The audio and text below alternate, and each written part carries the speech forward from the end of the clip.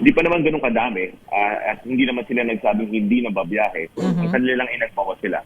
At tulad lamang dito sa patungong Batangas, nagbawas na sila ng mga sasakyan. Patungong Nueva Ecija sa San Jose, nagbawas na dyan. Patungong Pangasinan, nagbawas na rin. At yung iba, pinabawasan nila yung kanilang fleet. Ang gusto kasi nila, pag bago nila ibiyahe, para ma-maximize nila yung kanilang trip, masiguradong puno muna yung kanilang sasakyan. So, ang magiging epekto nito, lalo na pagdating ng Holy Week Rush, yung pag-iintay ng mga pasahero. Lalo na doon sa mga hindi nakapag-advance booking at mag-chance passenger lang. Meaning, doon na lang sila bibili sa araw ng kanilang pagbiyahe. Dito nakikita natin na magkakaroon ng konting pag-iintay kasi nga hindi naman ilalarga yung bus, or ipoprovide yung unit until nasisigurado mapapully book ito.